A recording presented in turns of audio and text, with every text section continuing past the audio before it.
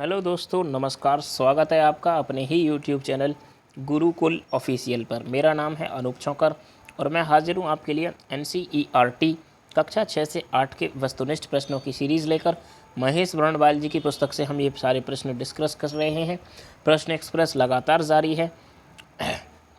Score booster series का यह है पार्ट नंबर 25। जैसा पिछले वीडियो में मैंने आपको बताया कि कुछ प्रश्न इसके रह गए हैं, तो आइए पहले उनको कंप्लीट करते हैं। तो ये रहा प्रश्न नंबर 15। किसके प्रयत्न से मुंबई में प्रथम महिला विश्वविद्यालय की स्थापना हुई? तो प्रथम महिला विश्वविद्यालय की स्थापना हुई थी D.K. कर्वे के प्रयासों से। अगला प्रश्न आपकी स्क्रीन पर ये रहा। डेक्कन एजुकेशनल सोसाइटी की स्थापना किसने की? तो डेक्कन एजुकेशनल सोसाइटी की स्थापना जस्टिस राणा डे ने की थी। Option A is correct. चलते हैं अगले 17वें प्रश्न पर। सूची 1 को सूची 2 से मिलाना है। इधर समाचार पत्र का नाम दिया गया और इधर दिया गया है संस्थापक का नाम। तो आपको इसका जवाब बताता हूँ। पहले इसका जवाब होगा विकल्प नंबर डी, जो कि सही होगा। विकल्प नंबर डी। ऐसे देख सकते हैं आप, ए का 3, बी का 2, सी का 1 और डी का 4। 3, 2, 1, 4।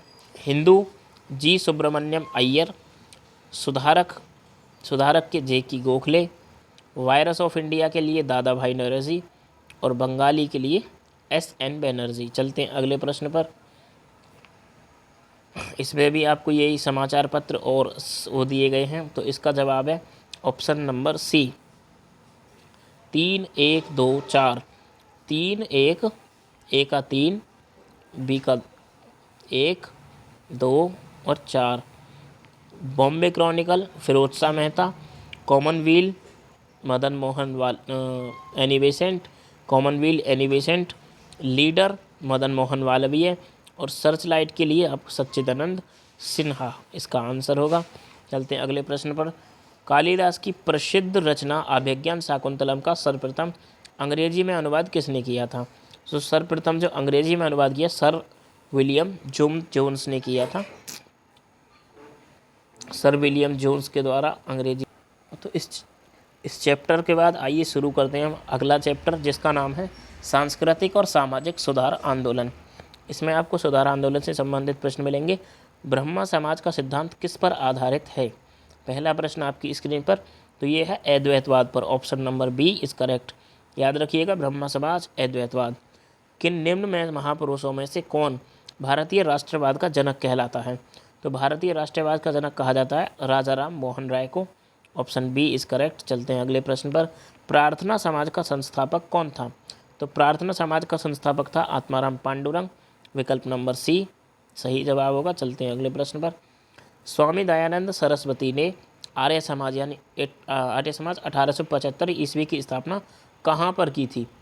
तो ये स्थापना की गई थी बम्बई में। Option A is correct. चलते हैं अगले प्रश्न पर। शीतलवाड़, B.N. राव और अल्लादी कृष्ण स्वामी अय्यर प्रख्यात सदस्य थे। तो ये जो नाम दिए गए हैं, ये किसके प्रख्यात सदस्य थे? सर्वेंट्स ऑफ इंडिया सोसाइटी के। चलते हैं आगे। निम्नलिखित में से किसने 1872 में नेटिव मैरिज एक्ट को पारित कराने में महत्वपूर्ण भूमिका निभाई? नेटिव मैरिज एक्ट को पार कराने में जो महत्वपूर्ण भूमिका निभाई थी, वो निभाई थी option number C, Keshav Chandra Sen ने। यह है इसका जवाब, केशव चंद्र सेन ने महत्वपूर्ण भूमिका निभाई थी। चलते हैं अगले प्रश्न पर। 19वीं सदी के प्रसिद्ध पारसी समाज सुधार। तो 19वीं सदी के प्रसिद्ध पारसी समाज सुधारक कौन थे? तो वो थे option number D, Behram ji M Malabari. Option D is correct. चलते हैं अगले प्रश्न पर। बहुजन समाज का संस्थापक कौन था? तो बहुजन समाज का संस्थापक था, उसका नाम जो था वो था बी, मुकुंदराव पाटिल। मुकुंदराव पाटिल जी थे बहुजन समाज के संस्थापक। चलते हैं अपने अगले प्रश्न पर। पिछड़े वर्गों का उत्थान किसका मुख्य उद्देश्य था? तो पिछड़े वर्गों का उत्थान करना मुख्य उद्देश्य था सत्यशोधक समाज का। सत्यशोधक समाज का उद्देश्य था पिछड़े वर्गों का उत्थान करना। निम्नलिखित युग्मों में से सुमेलित नहीं है, तो नहीं पूछा है हमसे, और इसका जवाब आपको इस स्लाइड में नहीं दिखेगा। तो ये देख लीजिए कि राजा राम मोहन राय ने ब्रह्म समाज की स्थापना की थी, स्वामी दयानंद सरस्वती ने आर्य समाज की थी। तो बचता कौन कौन है? स्वामी विवेकानंद रामकृष्ण मिशन और महादेव गोविंद रानाडे थियोसोफिकल सोसाइटी। तो महादेव गोविंद रानाडे ने थियोसोफिकल सोसाइटी, यानी option D is correct. D मिलन सही नहीं है, क्योंकि ऑलकॉट ने थियोसोफिकल सोसाइटी की स्थापना की थी, महादेव गोविंद रानाडे ने नहीं की थी। चलते हैं अगले प्रश्न पर। निम्नलिखित में से कौन एक सही सुमेलित है? इसमें बताना है हमें कौन एक सही सुमेलित है। प्रश्न number 11, option D, the servants of India society की स्थापना गोपाल कृष्ण गोखले ने की थी। 12वां प्रश्न, शारदा अधिनियम के अंतर्गत लड़कियों एवं लड़कों के विवाह की न्यूनतम आयु क्रम से निर्धारित की गई थी।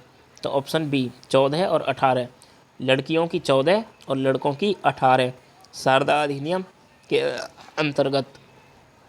प्रश्न नंबर 13 है, निम्नलिखित में किस वर्ग को सर्वप्रथम पश्चिमी सभ्यता ने प्रभावित किया? पश्चिमी सभ्यता ने प्रभावित किया था शिक्षित हिंदू मध्यम वर्ग को। ऑप्शन सी इज़ करेक्ट, शिक्षित हिंदू मध्यम वर्ग को प्रभावित किया था। 14वां प्रश्न है, यह किसने कहा था यदि भगवान अस्पृश्यता को सहन करते हैं तो मैं भी उन्हें कभी भगवान नहीं मानूंगा? यह कथन किसका है? बाल गंगाधर तिलक, यानी ऑप्शन नंबर बी, बाल गंगाधर तिलक ने ऐसा कुछ कहा था। चलते हैं आगे। थियोसोफिकल सोसाइटी की स्थापना किसने की? थियोसोफिकल सोसाइटी की स्थापना मैडम HP ब्लावत्स्की, ये भी थे ऑलकॉट के साथ, ऑलकॉट भी थे इनके साथ।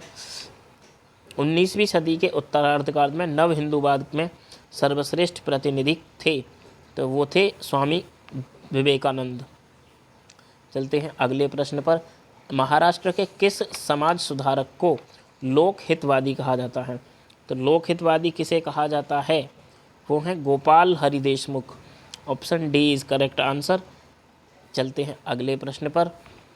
कलकत्ता के सुप्रसिद्ध प्रेसिडेंट कॉलेज पूर्व हिंदू कॉलेज की स्थापना किसने की थी?